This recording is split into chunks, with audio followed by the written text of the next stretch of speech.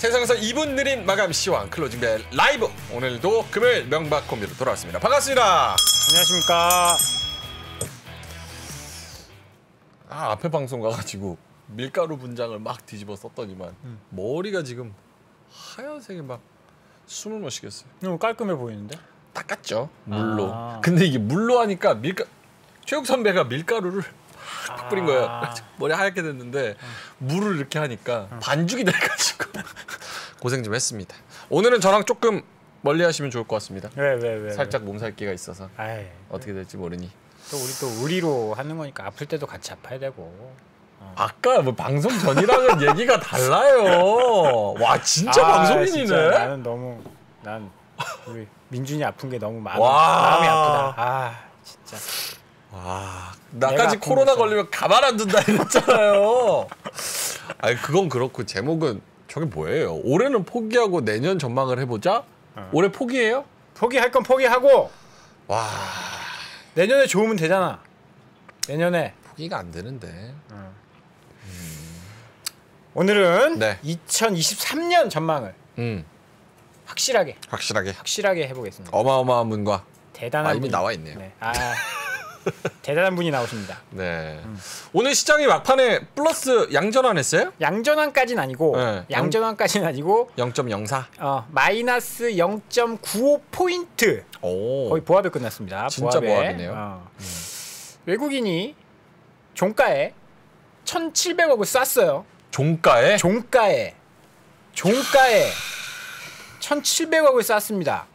삼성전자 마이너스 1.69% 오늘 저가였는데 오늘 네. 플러스로 끝났고요.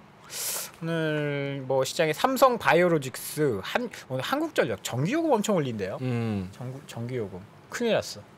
그러니까요. 전기도 못 되게 생겼어요 이제. 전반적인 유럽에서는 지금 뭐 양초 키고 저 벌목해가지고 나무 떼고 있다잖아요. 그거보단 나으니까. 올 한 해 그래도 한전이 온몸으로 막아줘가지고 몸빵 몸빵 해줘가지고 인플레이션 좀 막았는데 이제 더 이상 막을 수 없는 그런 상황. 하이브 어떤 남자 그룹이 네. 일본 오리콘 차트 1등 했대요. 그래서 최근 엔터 쪽 이쪽이 나쁜 기계 결함이 있어서 유튜브 방송이 30초 전부터 시작되었습니다. 뭐 어쩌라고. 어쩌라고. 처음부터 다시 해요? 처음부터 뭐 계속 우리 하던 대로 하면 되죠? 예. 우리 뭐 별 얘기 안 하고 있었어요. 오히려 앞에 안 나간 게 더 좋았어요. 앞에 정말 쓸데없는 얘기. 여러분들이 안 들어도 전혀 상관없는 얘기를 했어요. 명민준이 감기 얘기 이런 거 뭐 별로 궁금하지 않아요. 제가 몸살 걸렸다는 이야기. 네. 그런 얘기 했고. 자꾸 채팅창에 명민준 멋있다 이런 얘기 나오는데 기분이 별로 좋진 않네요. 왜요? 박재영 멋있다 이런 말이 나와야 되는데 박재영은 빨리 나가라 그러고 뭐 잘렸다 그러고. 차장님은 무언가 맞출 때가 제일 멋있어요. 그럴 때가 스마트가. 어쨌든 오늘 시장은 전약 후강. 어제 미국 나스닥이 아주 작살이 났죠. 3%? 네, 작살이 났습니다. 경기 침체. 이거 봐. 지금 파월 종이라도 지나가지고. 파월 너 잘못하고 있는 거야. 내가 얘기했잖아. 다 죽는다. 너 다 죽어. 이러다 다 죽어. 어제 급락했는데 다행스럽게도 우리 시장은 오늘 그래도 낙폭을 좀 줄이는 그런 모습이 나왔어요. 뭐 막판에 왜 그런지 모르겠는데 홍콩 증시가 좀 안 좋았다가 좀 뭐 플러스로 전환하고 그런 영향이 좀 있었던 것 같습니다. 그래서 오늘 주가는 뭐 기분이 나쁘진 않을 정도 수준의 하락. 그 정도로 끝났다. 요 정도면 좀 많이 선방했다? 많이 선방했다. 미국 3% 빠졌는데 미국 3% 빠졌는데 우리 뭐 1포인트도 안 빠졌으면 선방했다. 우리 먼저 빠졌잖아요. 아니에요? 그렇죠. 지금 레벨이 어때요? S&P 500, 다우, 나스닥이랑 코스피 코스닥이랑 레벨이 우리가 뭐 먼저 빠진 거예요? 아니면 뭐 같이 가고 있는 거? 같이 가고 있는 건 아닌 것 같고. 우리가 좀 덜 빠진 것 같은데? 그럼 무서운 얘기를 아니. 무슨 하락이 좀 덜하다. 미국보다 하락이 덜하다. 방어가 좀 잘 된다. 근데 S&P가 또 올라올 때도 많이 올라왔으니까 그러니까 나스닥의 변동성이 좀 더 크다. 그렇게 볼 수 있을 것 같고요. 나스닥은 더 빠져요? 나스닥? 에이 여기서 더 빠지면 되겠나? 그래요? 안 빠져. 나스닥도 3% 저녁 방송 보니까 막 6천, 7천 얘기하던데. 뭐가 나스닥. 누구야? 이름은 얘기 안 할게. 그러니까 그거는 자기 뭘 걸고 하라 그래. 그런 얘기 그런 막 이렇게 막 던지려고 하면 뭘 걸고 해야지. 나처럼 잘 못 맞추면 사과 방송을 하든가. 그런 거는 이제 투자자들한테 좋지 않습니다. 어제 거 그 사과 방송 댓글 보셨죠? 댓글 되게 많이 달렸더라고. 40개 50개 달렸는데 사과만 하면 다냐? 그럼 어떻게 해야 돼? 아니 왜 자꾸 쏘시는 거예요? 프로초님께서 아까 1,000원 쏘시고 네. 2만 원 또 쏘지 마십시오. 슈퍼챗 쏘지 마십시오. 21,000원이면 네. 요거 사시고 아메리카노 한 잔까지 드실 수 네. 있는 돈이니까 쏘시면 안 됩니다, 여러분. 어쨌든 감사합니다. 네. 하지만 요 책을 사시는 게 조금 더 좋다는 거. 그래서 오늘 시장은 전약 후강이어서 분위기 나쁘지 않았다. 원달러 환율은 2원 올라서요. 1,305원이었고요. 어제 뭐 환율 달러가 좀 강세를 보여서 좀 걱정했는데 1,300원대 전후반에서 안정적으로 흘러가는 그런 모습이었고요. 수급은 뭐 아까 말씀드렸듯이 외국인이 2,800억 매수, 기관이 3,500억 매도. 기관이 요새 좀 매도를 좀 하고 있는 것 같습니다. 그러면 좀 걱정되는 게 그거예요. 최근에 기관이 몇몇 업종들 좀 올려놨거든요. 네. 예를 들어서 중국의 리오프닝 관련된 종목들 쭉 올라온 거 있잖아요. 그거 보면 기관 수급이 굉장히 좋았어요. 네네. 근데 기관 수급이 또 이제 하락 빠진다? 그러면 또 그런 쪽들은 타격을 받을 수 있다. 좀 그럴 수도 있어 보여요. 그래서 저는 사실 기관이 매수할 때는 조금 찝찝한 그 말씀을 드렸거든요. 기관이 자꾸 좀 뭐 이런 것들 매수하면 기관이 지금 장기적으로 뭘 살만한 그런 상황은 아닌데 그래서 좀 걱정스러웠는데 최근에 기관 매도가 좀 나오고 있다라는 거 말씀을 드려보도록 하겠고요. 이거 오류 기술적 오류입니까? 프로초님이 또 2,000원 아까 쏘신 건데 지금 뜨는 거지. 위에는 또 안 뜨고 유튜브가 지금 서버가 조금 이상합니다. 저희 기계 결함이 아니라 유튜브 마음에 안 들어요. 유튜브가 조금 지금 이상한 상황이어서. 유튜브가 왜 마음에 안 드냐면요. 광고가 너무 많이 떠. 프리미엄을 써요.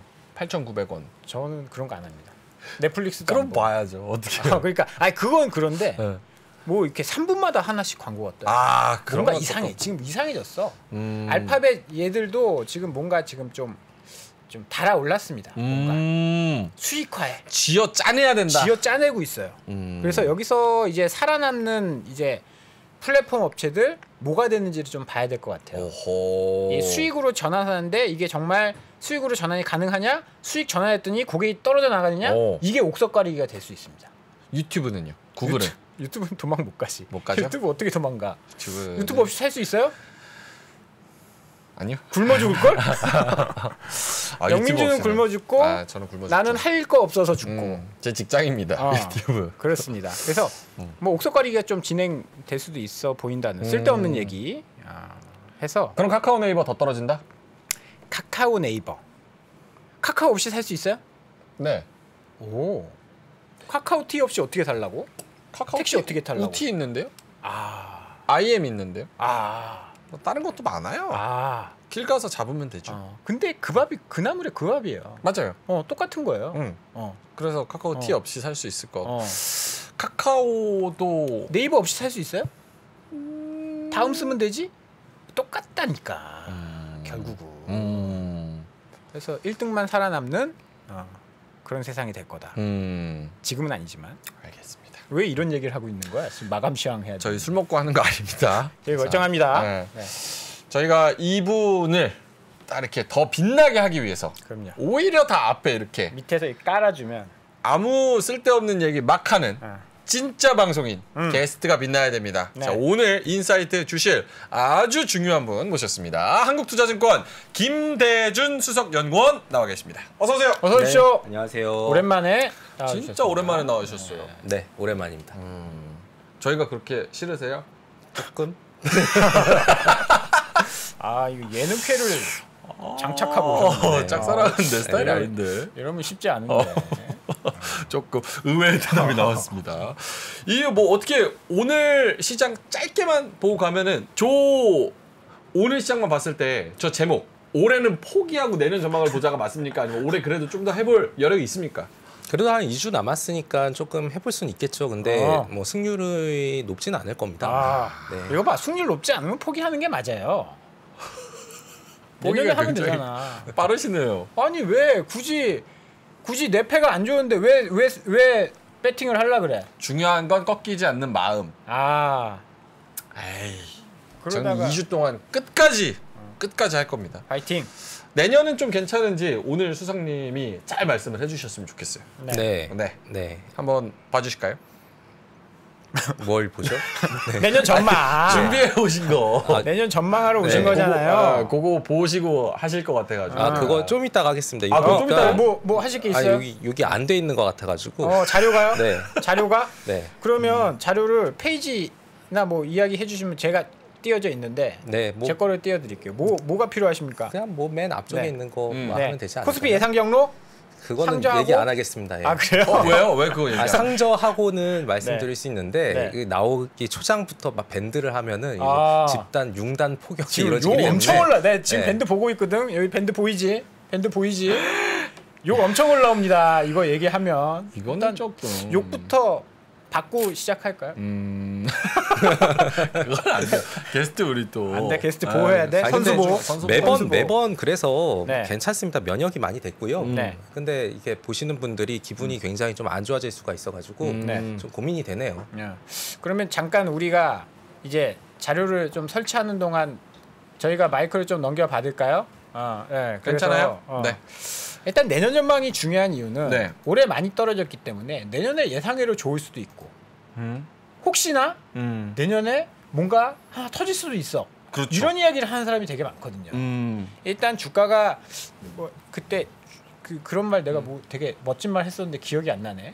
그러니까 주가가 많이 빠졌다는 게 가장 큰 매수 이유가 될 수 있어요. 우리 2년 동안 엄청 빠졌잖아요. 2년 동안 하락했기 때문에 내년엔 또 예상외로 오를 수 있단 말이에요. 쓸데없는 뭐 이상한 악재만 없으면. 그런데 유동성 문제가 터질 수도 있다. 차장님 개인적인 생각은 어떠세요? 그래야지 제가 싸움을 붙이죠. 각 봐서. 나는 내년에 상저하고 상저하고. 똑같아. 상저일 때는 무언가 터져서 상저입니까? 1분기에 뭐 하나 터집니다. 와, 그래요? 1분기에. 1분기에. 우리나라에서 아니면 글로벌리? 미국에서 미국에서는 안 터지기 터질 것 힘들지 같아? 않아요? 안 터질 것 같아? 그래요? 알겠습니다. 됐나요? 네, 됐습니다. 네. 넘겨볼게요. 상저하고 1분기에 뭐 터진다? 터집니다. 네, 뭐 던지시는 것 같은데. 뭐 내가 말씀드리면요. 네. 네, 밴드는 2,000에서 2,650입니다. 2천 네, 저점 깬다는 거죠. 네, 깰 수 있을 것 같아요. 뭐 하나 터진다는 겁니다. 이거는. 맞아요? 네, 네. 그럴 수 신용? 있을 것 같아요. 신용까지는 일본- 아니고요. 근데 지금 어쨌든 고금리 환경의 여파가 계속해서 안 좋게 이어질 수 있고요. 지금 중국에 대해서 굉장히 많이 기대를 하고 계시는데 기대를 좀 저는 뒤집지 않을까 생각을 해요. 왜요? 기대하지 말아라. 네, 지금 보면은 중국에서 이 위드 코로나로 갔는데 지금 확진자 수하고 환자 수는 되게 조금씩 떨어지는 걸로 나옵니다.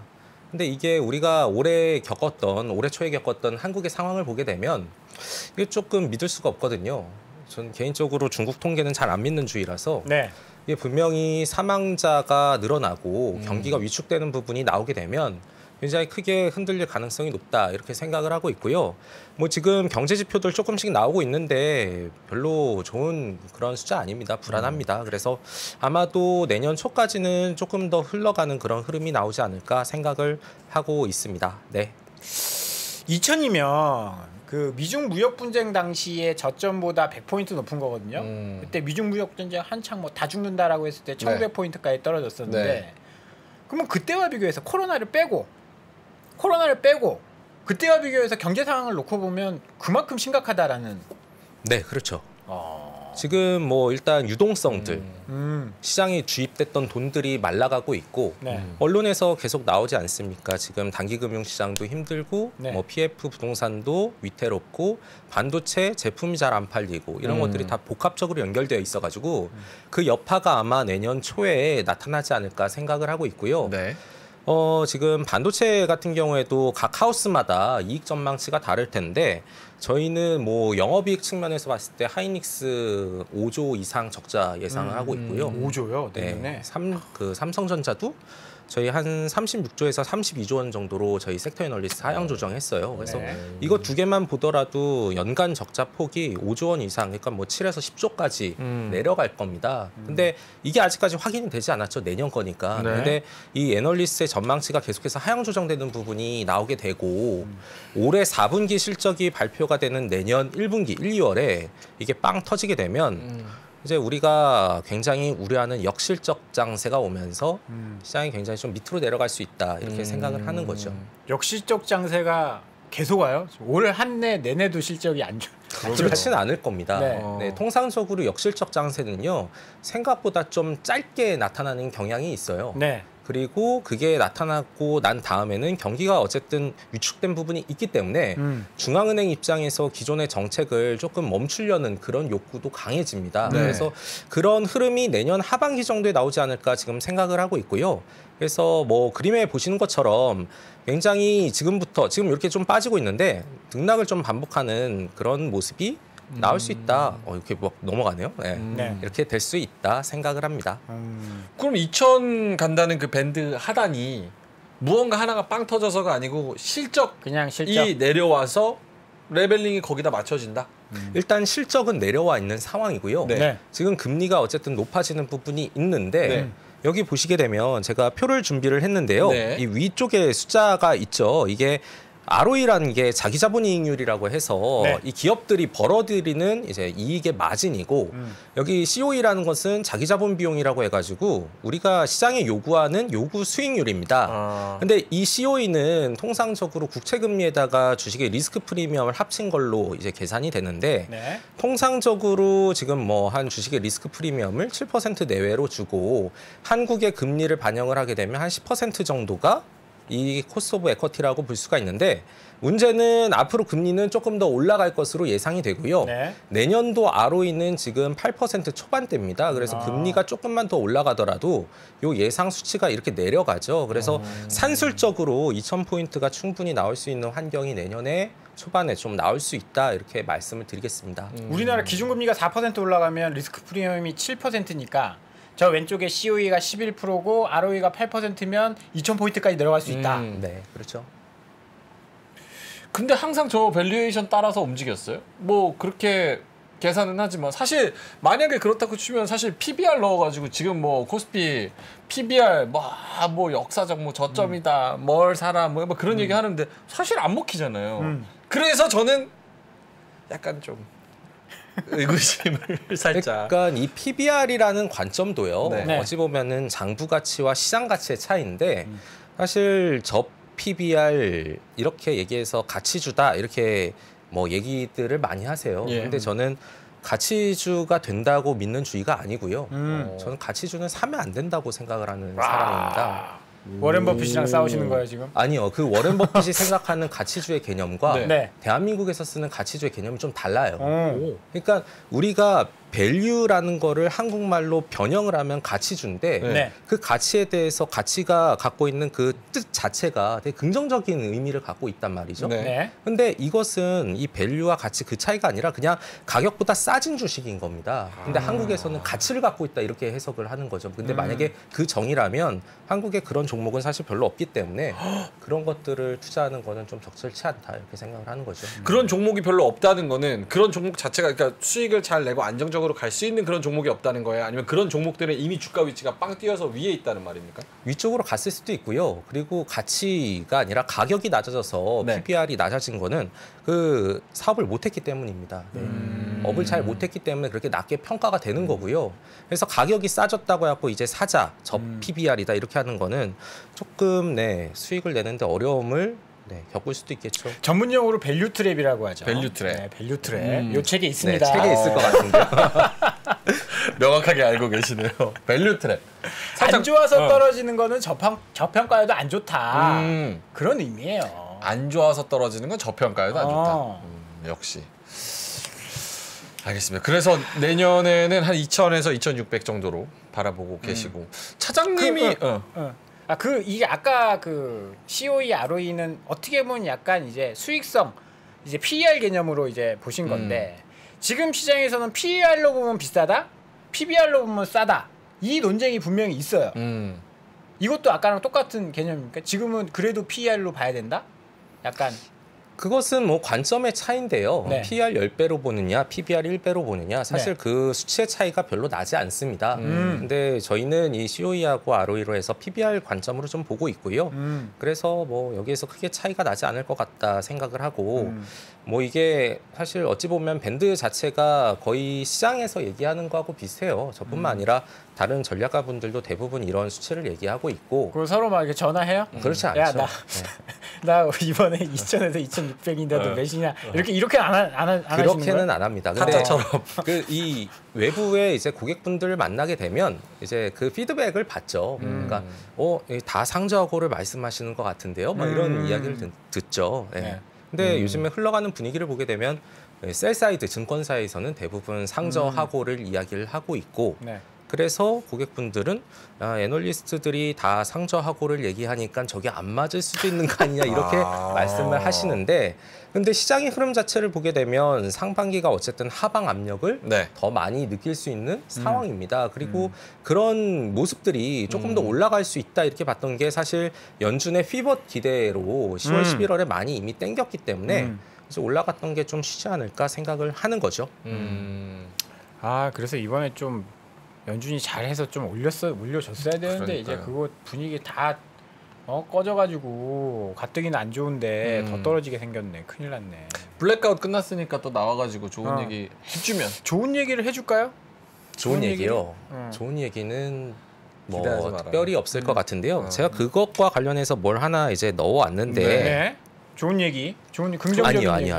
얘기. 부정적인 얘기. 아니요. 객관적으로 볼 수 있는 객관적인 얘기. 이럴 때는 주로 부정적인 게 많아요. 객관적으로. 네, 그러니까 저의 의견이 아니고 미국의 글로벌 IB들이 서베이한 데이터입니다. 그래서 네. 화면을 봐주시면요. 네.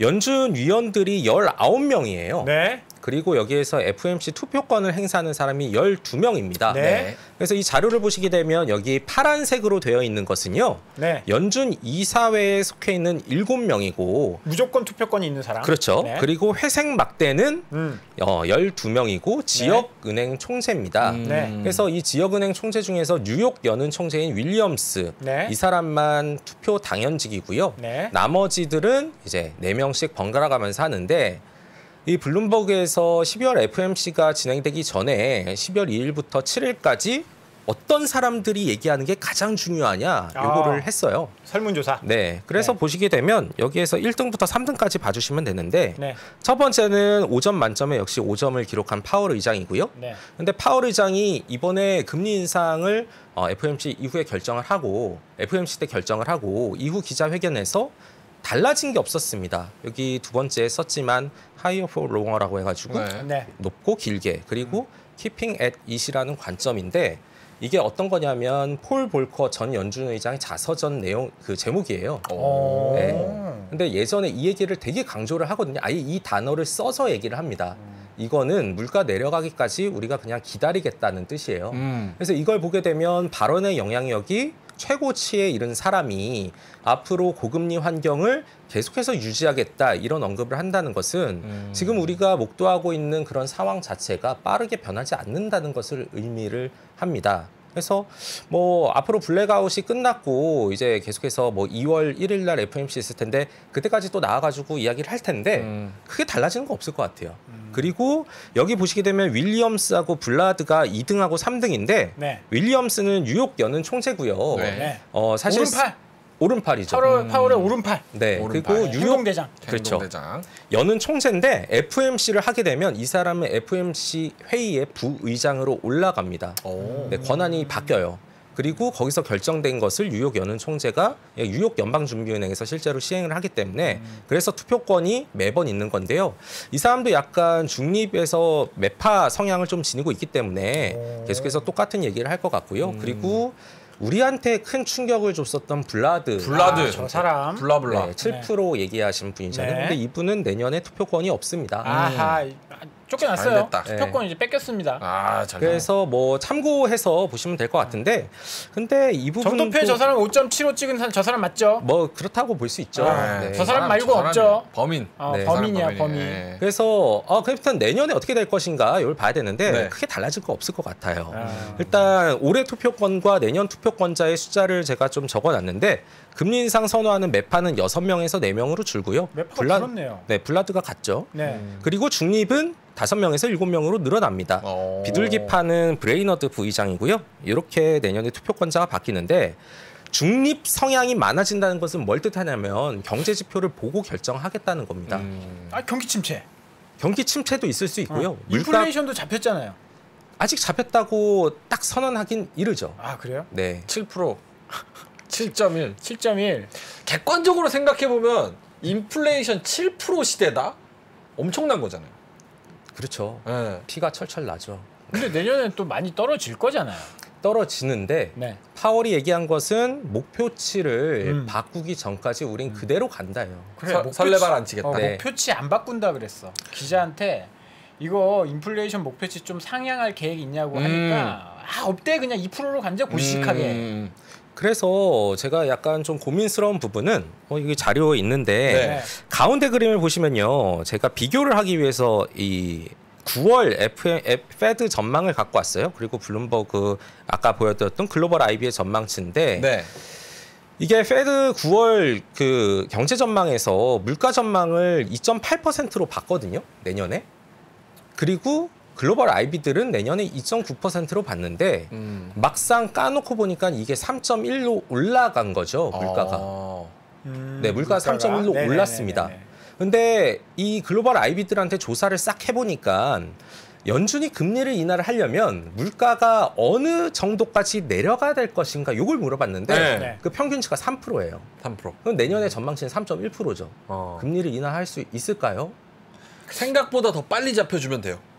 그게 가능할지 잘 모르겠습니다. 근데 네. 뭐 3이나 3.1이나 아니 그렇게 똥치면 뭐 아니 뭐 3.5도 수능 봐도 아니고. 1등급이나 2등급이나 뭐 한두 문제 차이인데 아니 뭐 100점이나 99점이나 아니야?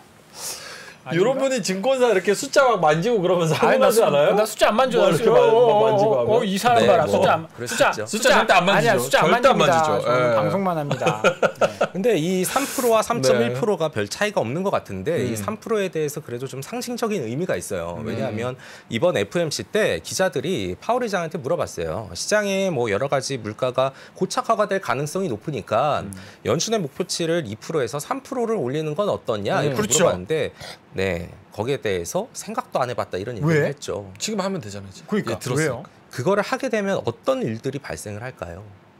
2%에서 3% 단순히 올리는 건데 이거는 시장에 굉장히 충격을 줄 겁니다. 충격? 네. 왜요? 어떤 왜냐하면 의미에서? 그동안에는 2% 내릴 것으로 생각을 하고 금리를 막 올리고 했는데 우리가 안 되니까 3%를 올릴게요. 이러면 사람들이 파월 역시 그렇지 믿을 것 없다. 이렇게 하면서 시장이 크게 신뢰를 잃겠죠. 그러니까 역으로 보게 되면은 물가에 대한 목표치가 올라간다는 거는 인플레이션이 높게 나와도 그거를 허용하는 것과 똑같은 의미거든요. 근데 이거는 폴 볼커가 나오기 전과 비슷하다고 보시면 됩니다. 1970년도에 네. 아서번즈라는 연준 의장이 네. 물가가 굉장히 높아지는데 그거를 계속 무시하고 통화 정책을 썼다가 크게 비었거든요. 그래서 폴 볼커가 나온 거고. 그러니까 그거하고 거의 유사한 흐름이라고 보시면 될 것 같아요. 그래서 어찌됐든 물가가 3% 밑으로 내려오는 거를 지금 굉장히 기대하고 있는데 과연 될지 조금 더 지켜봐야 될 것 같습니다. 내년도 금리 인하 시나리오는 일단은 지금 상황에서 절대 기대하지 말아라. 설레발 필패. 그럴 수 있죠. 네. 좋은 얘기 듣고 근데 뭐 경제가 망가질까봐 그런 거죠. 지금 뭐 기준금리가 이렇게 높아버리면 미국이 뭐 4.5, 뭐 내년 1분기 지나면 5%대일 텐데 5%의 기준금리를 과연 버틸 수 있을 버틸 수 것이냐. 있느냐. 미국 경제가 소비도 그렇고 지금 우리나라도 지금 큰일 났습니다. 지금 한 달 이자가 대출 이자만 220만 원씩 나와요. 원리금 상환까지면 360만 원씩 나오는데 이거 어떻게 버티냐고. 미국도 마찬가지 아닐까. 그런 이제 걱정들이 분명히 있을 텐데 그럼 거기에 대한 충격이 내년 상반기에 좀 있을 수도 있지 않을까. 그런 생각들을 좀 많이 하고 있거든요. 그럼 그건 어디를 기결돼? 충격이 있어서 연준의 금리 인하? 그렇지. 충격이 있어서. 그런데 최근에 발표되는 지표를 보게 되면 임금 상승률이 떨어지고 있지 않아요. 그래서 일하면은 일자리도 많고 네. 언제든 자리를 구할 수 있고 월급도 높여서 받을 수 있으니 아직까지는 버틸 수 있다. 이렇게 연준이 생각을 하는 것 같고요. 네. 그래서 당분간은 이 기조를 그대로 유지를 할 것 같고 물론 5%가 조금 높게 생각이 될 수가 있기 때문에 일단 올해 굉장히 급하게 올렸잖아요. 네. 25bp, 50bp, 75bp 4번, 50bp 이렇게 올렸는데 이 효과가 어떻게 되는지 한 1년 정도는 보지 않을까 생각을 합니다. 그래서 내년에 뭐 한두 번 정도 더 올리지 않을까. 그래서 5% 맞추고 지켜본다 이렇게 생각을 하는 거죠. 5% 맞추고 지켜본다. 그러면 그 속도는 이제 3번 남은 거잖아요. 네. 3번. 뭐 2월, 3월, 5월인가요? 그다음에 이렇게 2, 3, 네, 그렇게 가죠. 25bp씩 아니면 뭐 50bp 한 번, 25bp 한 번. 지금이 4.5기 때문에 2월, 3월 25bp씩 한 번씩 딱딱 하고 멈출 것 같네요. 예. 그러면 5%잖아요. 네, 5%죠. 한 번 더 남았는데 그건 그냥 예비 카드로. 네, 5% 정도가 이제 그 수치가 아닐까 생각을 합니다. 그러면은 최근에 FOMC 나와서 그 파월 의장이 얘기한 거는 이 진짜 솔직하게 그냥 개인적으로 보실 때는 인플레이션이 지금 잡히지도 않았는데 괜히 본인이 그런 얘기를 할 수 없어서 속마음을 얘기를 안 한 건지 실제로 진짜 매파적인 마음인 건지 어떻게 해석을 해요? 저는 실제로 매파적인 마음인 것 같아요. 네. 왜죠? 왜냐하면 그동안에 굉장히 왔다 갔다 하는 모습을 보여줬거든요. 네. 신뢰를 좀 잃은 부분이 있고요. 그래서 언론이나 계속 뭐 여러 가지 나오는 게 파월을 못 믿겠다 이런 얘기가 나온 게 그런 겁니다. 그래서 물가를 확실히 잡겠다 이런 성향을 굉장히 보여주고 싶어 하는 것 같아요. 그래서 하고 많은 말들이 있는데 굳이 폴 볼커에 대한 이야기를 쓰는 게 그거를 시사하는 거라고 저는 생각을 합니다. 상당한 의미가 있군요. 그렇죠. 나는 매우 강하게 갈 거야. 뭐 이런. 볼커도 그때 막 살해 협박 받고 막 그러지 않았어요? 그렇다고 하더라고요. 네. 네. 그런 썰이 있었잖아요. 막 미친 듯이 막 금리 올리니까 절대 안 바꿔주고. 근데 그런 거를 인용한 거 보니까 파월도 그런 굳은 의지. 다시는 이제 헛발질하지 않겠다. 그렇죠. 일시적이다라고 얘기한 게 내 마지막 네. 실수였다. 이런 의지. 그렇죠.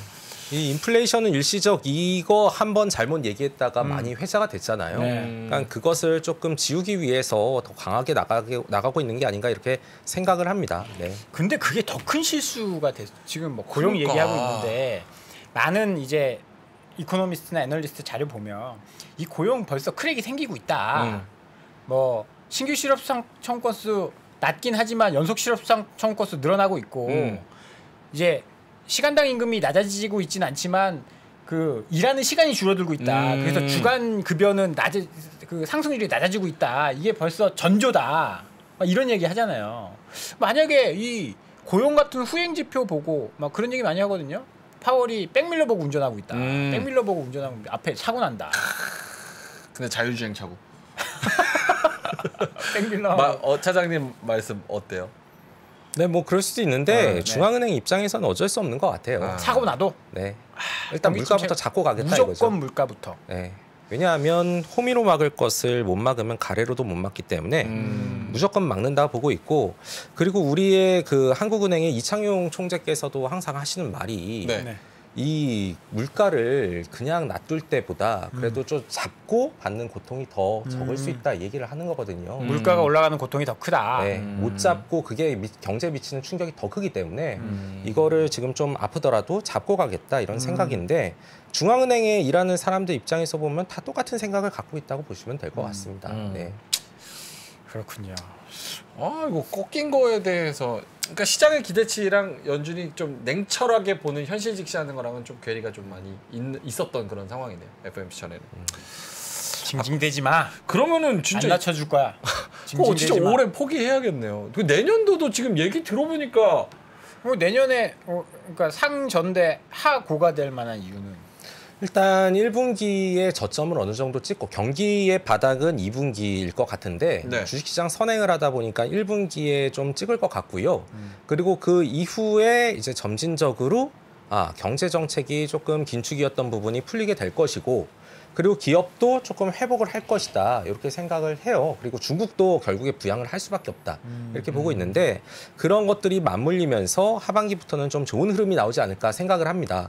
이게 중국이 굉장히 큰 역할을 해야 될 것 같아요. 그러니까 왜 그러냐면 예전에 전망을 했을 때 최근에 좀 수정이 되고 있긴 하지만 이 시진핑 주석이 3연임을 결정을 하고 제로 코로나를 굉장히 좀 오래 끌 것으로 예상을 했어요. 네. 그래서 경제 정책이나 이런 게 다 결정되는 3월에 네. 위드 코로나를 선언을 하고 그때 조금 충격을 받을 것으로 봤습니다. 한 1, 2개월 정도. 왜냐하면 풀게 되면 환자 수가 그렇죠. 늘어나잖아요. 네. 근데 결국에 시위에 좀 굴복을 하고 빠르게 풀었는데 네. 이 여파가 올해 1, 2월 정도에 올 수가 있다는 거죠.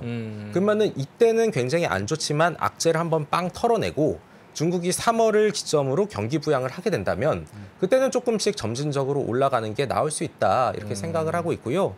뭐 중국이 어느 정도 수요를 받쳐주고 미국도 고금리 환경 높지만 금리를 올렸던 속도 자체를 늦춰준다면 네. 그리고 시장에서 유동성을 빼는 거를 약간 속도를 느리게 간다면 그때는 시장이 지금보다 좀 나은 흐름이 나올 수 있다 이렇게 생각을 하고 있고요.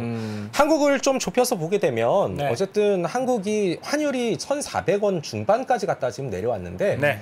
저희 회사에서는 환율이 내년에 한 1,250에서 1,350 밴드로 보고 있고 네. 연말로 갈수록 내년 연말로 갈수록 계속해서 빠지는 걸로 예상을 합니다. 워낙 강세. 네, 워낙 네네. 강세를 보고 있어요. 그렇게 되면 외국인 입장에서 한국에 들어올 요인이 충분히 있다 이렇게 보는 거죠.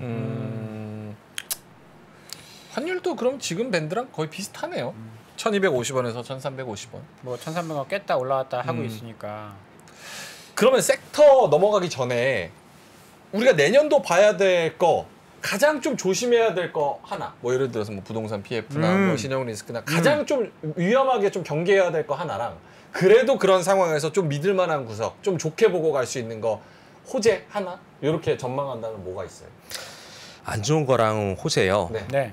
일단 안 좋은 것부터 말씀드리면은 할 게 많아. 결국에 안 좋은 게 할 게 많아. 바로 떠오르시나 보네. 아니 이거를 할게 키니까 많아서. 이게 보였어요. 이게 아, 한국의 고질적인 문제가 네. 보여가지고 네. 네.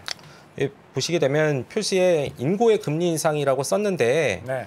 기준금리 3.25인데요. 뭐 지금 미국하고 금리 갭이 앞으로 더 벌어질 거예요. 지금 125bp죠. 네, 그래서 아까 설명드린 대로 미국 5% 하고 네. 한국 3.5% 하게 되면 1.5% 포인트가 벌어지는데 네. 1.5%로 벌어진 적이 저는 본 적이 없습니다. 네. 그래서 외자 유출에 대한 부분이 분명히 있을 수 있고요. 근데 이거를 좁히기 위해서 금리를 계속 올린다 이렇게 볼 수도 없는 상황이에요. 왜냐하면 가운데 그림을 보시다시피 가계부채 이게 1,860조거든요. GDP 대비로는 90%인데 네. 여기 그림 보시게 되면 이 부분이 빠져 있잖아요. 야, 그러면 이제 드디어 부채 비율이 준다 이렇게 볼 수도 있는데 이건 잘못된 해석이고 왜요? 물가 상승에 따른 명목 GDP가 올라가지고 그냥 비율이 빠져 보인 겁니다. 착시 퍼센테이지가 빠진 거구나. 네. 총 금액이 빠진 게 아니라. 근데 이 밑에 좀 흐릿하지만 회색으로 되어 있는 가계부채를 보시게 되면 밑에 계속 늘어나요. 이렇게 올라가는데 한국은 디레버리징을 성공한 적이 없어요. 왜요? 부채를 못 줄였죠. 왜죠? 항상 이제 가계부채가 이제 부동산과 연결이 돼가지고 이게 누적돼서 여기까지 왔는데 네. 지금 부동산 시장 환경이 어떤가요? 이게 오늘 IMF도 여기서 20% 더 빠진다고. 부동산 그 무서운 얘기하고 30%더 갔던데. 빠질 것 같은데. 그렇죠. 여기다가 뭐 청약을 하신 분들도 계실 거고 안 하시고 그냥 지켜보신 분들도 있을 텐데 장위동이랑 둔촌주공이랑 둔촌. 이거의 숫자를 보게 되면 애매한 거죠 지금. 4대 1인데 그래도 안 근데 될까요? 사실은 부동산만 놓고 보면 뭐 이것도 또 너무 디테일하게 얘기하면 좀 그러니까 둔촌주공은 또 그 약간 미달됐었던 그런 부분이 뭐 개별적인 또 특정 이슈들이 또 있는 그런 평수들이 좀 있었으니까 그렇게 생각해 보면 오히려 이런 둔촌주공 얘기가 나오는 게 바닥은 아니고 오히려 이런 더 불안 심리를 더 부추기는 거 아닌가. 어쨌든 부동산도 다 투자도 심리니까 오히려 그런 게 좀 더 불안 심리를 부추기지 않나 약간 이런 생각이 드는데 실질적으로 굉장히 불안하고 그쪽에서 뭐 하나 터질 수 있다고 보시는 거죠. 이게 빵 터진다 이러기보다는 조금씩 변화가 발생하면 심리를 조작을 할 수가 있다는 거죠. 그러니까 뭐 청약 경쟁률이 어떻게 나는지는 저는 잘 모르겠습니다. 네. 근데 그 사람들이 정말로 다 계약을 할까요? 정말로? 전 모르죠. 모르죠. 네. 그래도 4대 1인데 아니 3명 안 하더라도 한 명이 남는다라는 거 아니야. 근데 모든 사람들이 다 계약을 할 것으로 생각하기보다는 어느 누군가는 더 좋은 물량을 갖고 있는 조합원이 던지는 거를 받으려고 할 수도 있습니다. 그러니까 그렇네요. 여러 가지를 생각을 해봐야 되는 거죠. 만약 그런- 그렇게 되면 어떻게 되는 거야? 그러면 뭐 하나씩 또 내려가면서 부동산 가격이 빠지게 되면 민간 소비의 여력은 또 줄겠죠. 그러니까 내가 아까 이야기했던 빚듯이 4억인가 대출 낸 사람이 월 360만 원, 그러니까 상환까지 해서 360만 원. 360만 원이면 대기업 과장급 그렇죠. 연봉이에요. 그걸 그대로 또 월급. 내야 되니까. 그래서 다시 돌아오면 결국에 금리 갭이 1.5%까지 벌어지고 이 환경이 그대로 조금 유지가 될 텐데 여기에서 어떤 전략을 써야 되는지 그 고민이 필요한 겁니다. 지금 당장은요. 그래서 업종과 관련해서는 과거에 한국하고 미국의 금리가 역전이 됐었던 적이 3번 있었어요. 제가 예전에 한번 말씀드렸던 것 같은데 네. 한국은행이 기준금리를 통화정책의 기준으로 삼았던 게 1999년 5월입니다. 네. 그리고 그때 이후로 금리 갭이 이제 역전이 됐었던 게 3번이 있었는데 네. 가장 최근은 2018년 3월부터 2020년 2월까지예요. 미중 무역 분쟁 때. 그렇죠. 네. 근데 이때 괜찮았던 산업들 업종에 대해서 관심 있게 지켜봐야 된다 이렇게 말씀을 드리는 거죠. 네. 그때는 그게 뭐였습니까? 시장은 어쨌든 빠졌습니다. 미국보다 네. 좀 흔들렸고요. 네. 그리고 방어주가 나름대로 선방을 했죠. 그리고 그때 산업재가 올랐습니다. 정책 수혜주였는데 그때 경기가 위축되고 있음에도 불구하고 산업재가 올랐어요. 기계와 건설이. 지금도 그렇죠. 지금도 기계 쪽이 좀 지금 몇 개는 건설은- 그렇죠. 네. 근데 그때와 결이 좀 달라요. 그러니까 경기가 침체되고 한국이 불안한데 기계 건설처럼 투자가 이루어지고 이런 경기에 민감한 업종이 왜 올랐냐. 여기에 대한 고민이 필요한 거죠. 그때는 문재인 정부 때였는데 그때 남북 정상회담이 있었어요. 2018년 4월. 그래서 뭐 현대 엘리베이나 맞아. 뭐 그냥 현대건설 막 이런 거. 롯템. 쭉쭉 갔죠. 맞아. 아난티. 나난티. 그리고 리서치 센터에서도 그때 뭐 북한 리서치 해야 된다고 굉장히 많은 열풍이 불었습니다. 그때 막 북한 채권 이야기 나오고. 아, 진짜 당장 내일이라도 이렇게 뚫려가지고 통일, 바로 유럽으로 갈 수 있을 네. 것 같은 그런 분위기였습니다. 네, 지금 뭐 잘 모르겠지만 그렇다면은 그때와 지금의 환경이 비슷하다고 보면 정책 모멘텀을 받을 수 있는 건 경기하고 아무런 연관이 없어요. 돈이 흘러가기 때문에 자체적으로 움직일 수 있습니다. 그러면 그런 산업들이 뭔지 보게 되면 한국의 지금 윤석열 정부인데 이 정부가 추진하는 정책을 봐야겠죠. 항공산업? 항공? 우주항공? 항공청 만든다 그랬잖아. 그냥 척만 만드는 거지. 사실 우리가 기술적으로 뭔가 막 해가지고 그거를 막 파이를 키울 기술이 있어요? 원천 기술이나 또 대한민국 무시하는 무시하는 게 아니라 이거는 진짜 대한민국 누리호 발사했습니다. 누리호가 지금 우주를 누리고 있어요. 그러니까 산업 미국처럼 이제 산업으로 키워가지고 블루 오리진, 스페이스X 뭐 이런 식으로 한국의 어쨌든 락히드 마틴. 자꾸 희망으로 돌릴 거예요. 어떡할 거예요? 오늘 내년 금요일에 상반기에 다 죽는다. 빨리 퇴근하게 하라고 빨리 욕해가지고 방송 꺼라 막 이러면 오히려 고맙습니다 이러고 빨리 퇴근하려고 그러죠 지금. 우리 얘기하셨네. 원자력. 원자력 맞습니다. 1번은 원자력이고요. 네. 2번은 2번도 마찬가지 우주항공인데 우주항공. 맞췄잖아. 섹터가 연결이 되면 섹터를 결합하면은 분류상으로 우주항공과 방산이 겹쳐지면서 분류가 돼요. 그래서 한국 정부가 그쪽에 대해서 지금 힘을 싣고 있고 이것은 뭐 어떤 정부가 무슨 일을 하느냐 이거를 봐야 됩니다. 그러니까 정부가 갖고 있는 돈이 어느 산업으로 흘러가는가를 보는 게 되게 중요해요. 그래서 그런 것들이 어느 정도 좀 방어가 될 수 있다 생각을 하고 있고요. 그리고 고금리 환경이 당분간 유지가 되기 때문에 은행 쪽을 좀 봐야겠죠. 은행. 네, 수익이 어느 정도 다른 데보다는 안정적으로 유지를 할 겁니다. 은행은 신뢰가 좀 잘 안 가요. 은행? 은행은 주가 측면에서요? 주가는 엄청 좋은데 네. 신뢰가 좀 잘 안 왜요? 가. 그냥 뭐 정부에서 야 니들 이렇게 돈 많이 버냐 그러면 갑자기 이렇게 사무실로 되고, 불러가지고 촉대 까여가지고 다 막, 앉으세요. 계속 대출금리 낮추고. 이자놀이 계속 하실 거예요?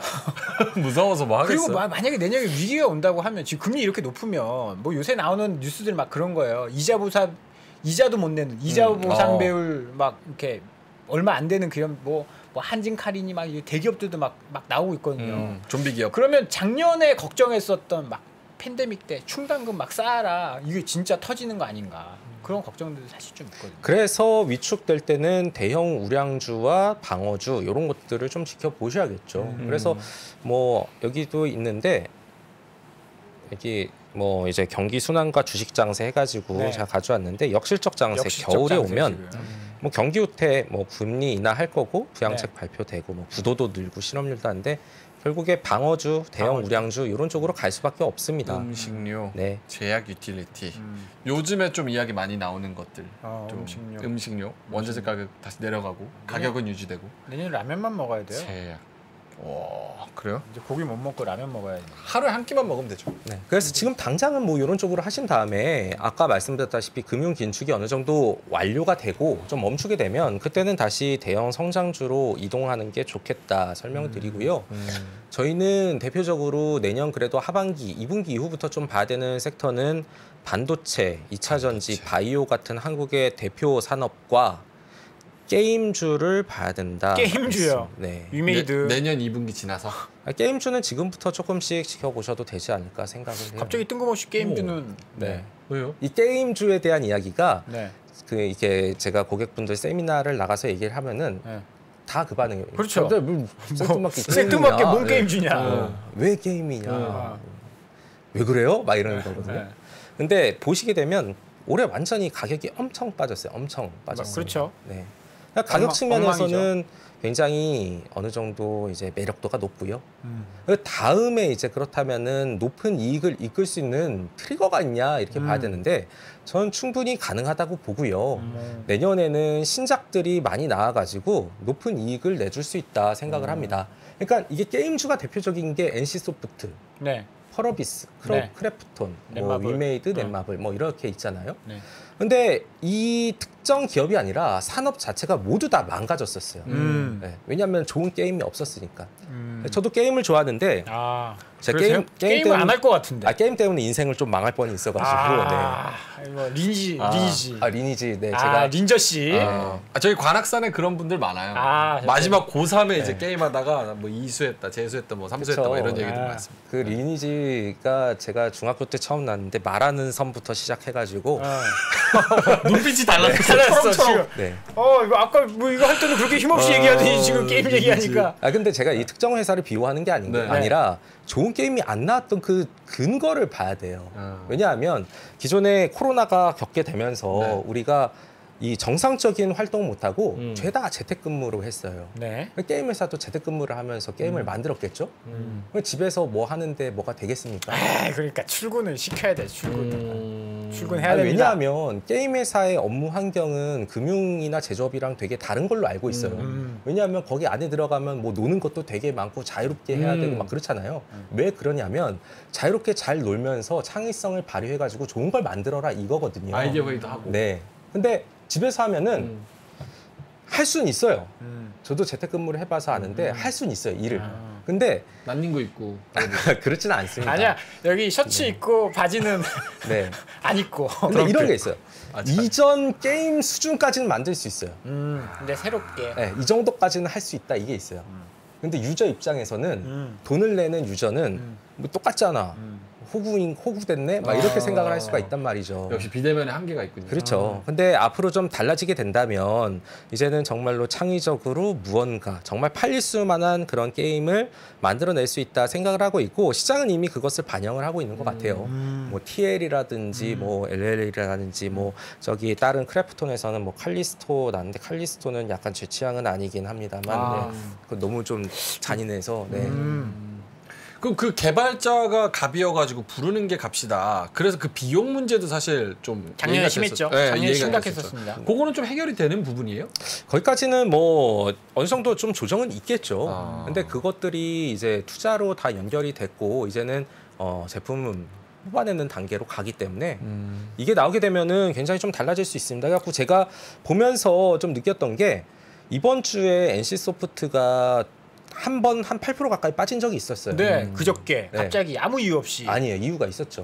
블리자드에서 디아블로 4가 빵 뜬다고 해가지고 그거 안 믿었어요, 네. 사장님이. 이거 뭐 디아블로랑 리니지랑 뭐 겹치지 않을 것 같은데 이렇게 말씀하셨거든요. 겹치지 않는데 네. 모르시는 분들은 겹칠 수 있다고 생각을 하죠. 저요. 네. 디아블로 한번 해보셨어요? 그럼요. 네. 완전 디아. 전 디아블로 2 페인이었습니다. 발. 군대 가기 전에 PC방 알바하면서 밤새도록 친구랑 그때 PC방 진짜 더러웠는데. 조단님 구하러. 조단님. 소소하셨나 봐요. 조단님 모르면 디아블로 얘기할 수가 없어요. 그렇죠. 조단님. 화폐잖아요, 화폐. 화폐. 기준금리 뭐 이런 기준금리. 것처럼.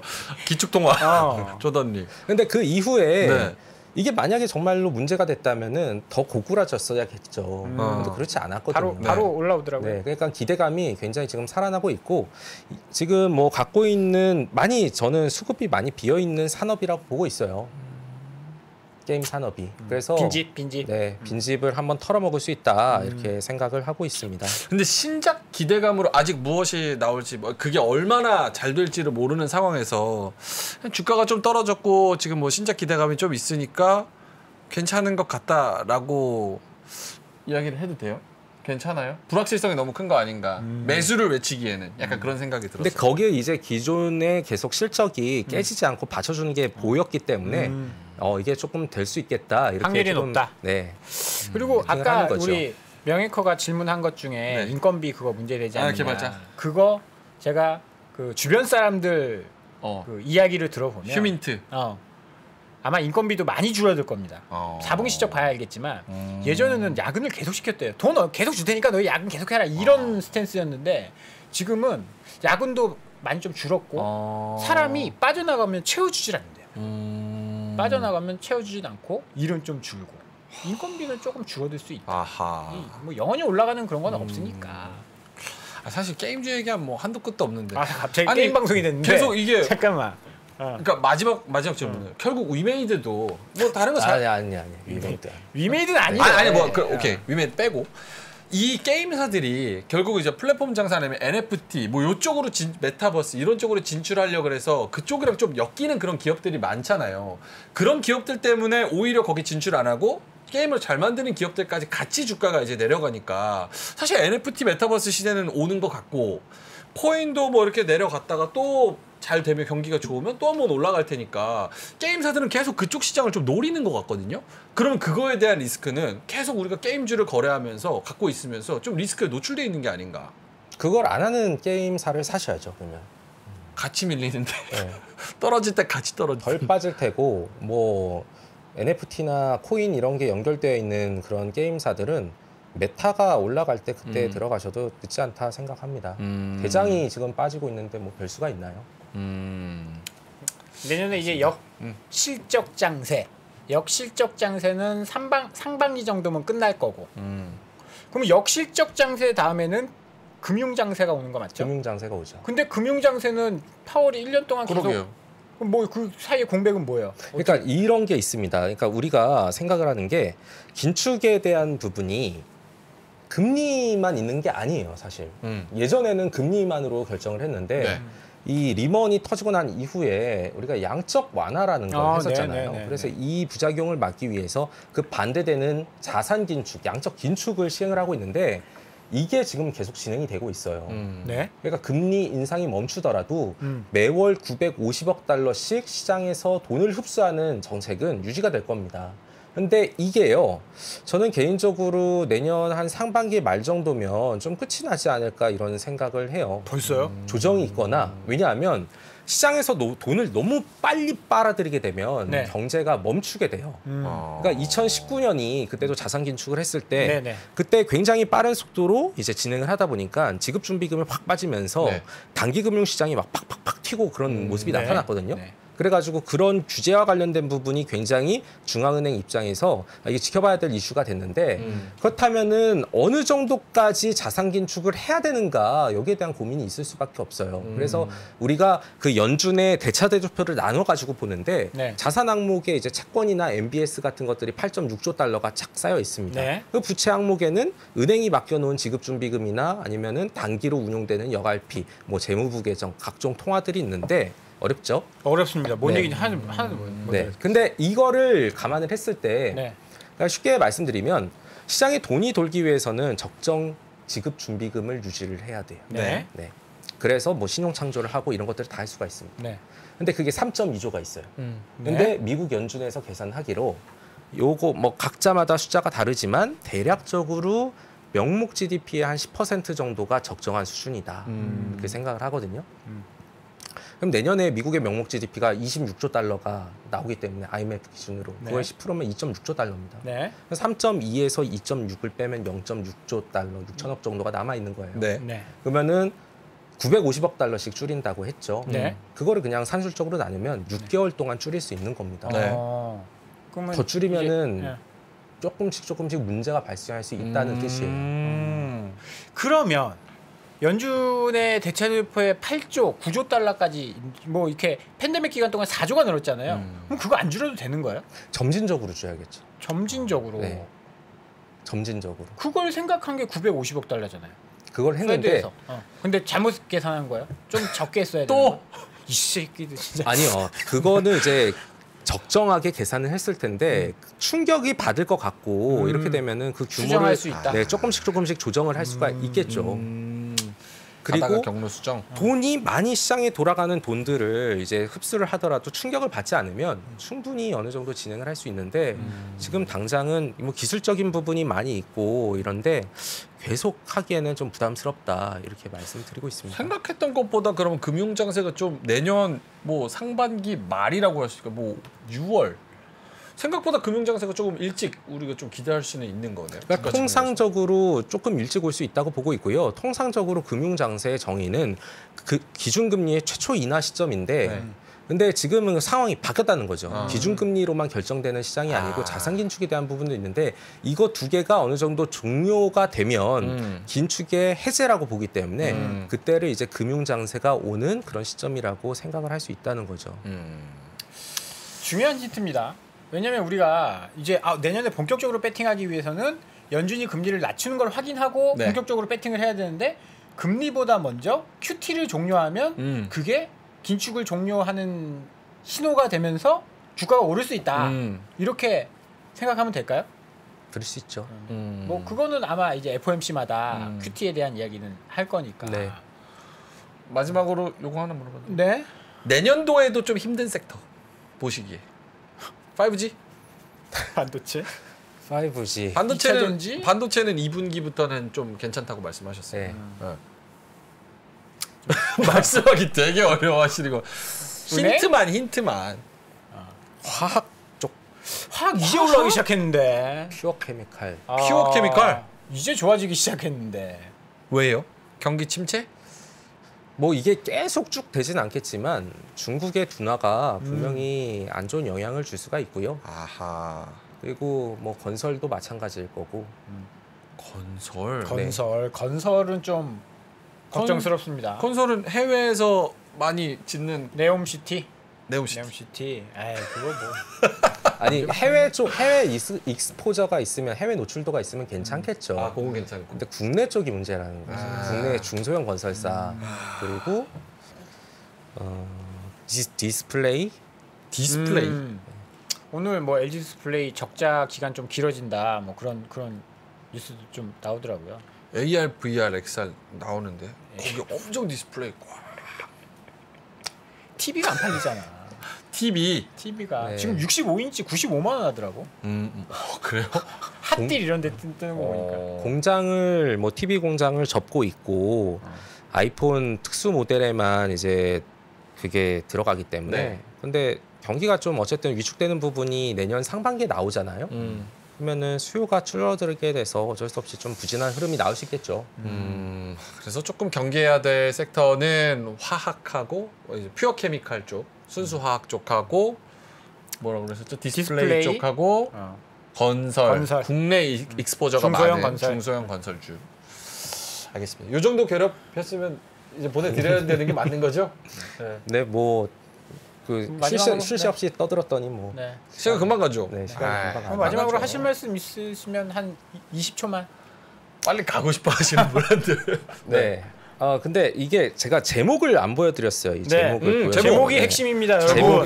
제목이 너무 시적이에요. 네, 버려진 섬에도 꽃이 핀다인데 이제 증권사도 다 갬성으로 가야 됩니다. 이렇게 안 하면 안 봐. 근데 제가 지은 게 아니고 저희 염동찬 같이 일하는 염동찬 위원님이 지으셨고 이 아이디어는 그 소설에서 따왔습니다. 이게 어디에 나와 있는 문구냐면 그 김훈 작가님의 김훈 작가님. 네, 카레 노래 첫 번째 나오는 글이에요. 카레 노래. 네, 버려진 모르면서 안 척하냐 너는? 카레 노래. 짜장 뭐야? 짜장 껌에 짬뽕 빨개. 뭐야? 이거 유병재 그 컨텐츠에서 한번 다뤘었어요. 그래요? 그래서 거기에는 원래 이게 아니라 버려진 섬마다 꽃이 피었다 이렇게 되어 있는데 한국이 올해는 그동안의 섬이었죠. 약간 버려져 있었어요? 네. 아, 버려졌죠. 그럼 내년에 꼽히는 거야? 그렇다고 봅니다. 긍정적인데 잠깐만 1시간 내내 부정적인데 상저하고라고 말씀드렸잖아요. 상반기 지나면 상반기 말부터 쫙 선반영해서 갑니다. 꽃피우러 갑니다 내년에. 이거 봐, 내 말이 딱 맞지. 올해 포기하고 내년 보자고. 내가 딱 맞지. 내년 보자고. 꽃 핍니다. 버려진 섬에도 외국인은 온다. 이렇게 했으면은 또 뭔가 배 타고 온다. 배 타고 옵니다. 자, 알겠습니다. 김대중 마지막이 참 좋았네. 마지막이 참 섬에도 좋았네. 꽃이 핀다. 자, 김대중 수석은 여기서 보내드리도록 하겠습니다. 한국투자증권 김대중 수석 연구원님이었습니다. 고맙습니다. 네, 감사합니다. 거봐요, 이거 채팅창 카레 노래, 나 몰랐어. 짜장 까매, 짬뽕 빨개 그거 나왔었어요. 그래? 아 그러네요, 진짜. 카레 노래. 카레 노래. 금요일이니까 좀 유쾌하게 하려고 한번 해봤어요. 자, 오늘 괜찮았죠? 저는 오늘 굉장히 좋았던 것 같습니다. 아주 좋았습니다. 네. 금요일 그래도 좀 나스닥의 하락을 그래도 우리나라가 어느 정도 좀 방어해주면서 보합으로 끝나서 너무 좋고. 파이팅. 다음 주에는 좀 그래도 며칠 남았으니까 막판은 조금 힘을 내서 아이고. 산타랠리까지는 아니어도 개별 종목으로는 좀 많이 올라와줬으면 좋겠다. 네. 이런 생각이 듭니다. 그랬으면 좋겠습니다. 자, 요 다시 보기는 주말 동안에 한국투자증권 유튜브 채널 가셔서 다시 보실 수가 있고요. 댓글도 좀 달아주시고 댓글 좀 많이 달아주세요. 좋아요도 좀 눌러주시고. 좋아요 눌러주세요. 이거 본 라이브에는 댓글이 막 40개씩 달리던데 우리 거에는 뭐 달리지도 않고. 알겠습니다. 이거 뭐 안 하죠? 이건 또 다른 거네요. 알겠습니다. 자, 저희는 이만 여기서 물러가도록 하겠습니다. 한 주 동안 고생 너무 많으셨고요. 주말 푹 쉬시고 월요일 3시 반에 뵙겠습니다. 오늘도 함께해 주셔서 진심으로 고맙습니다. 감사합니다.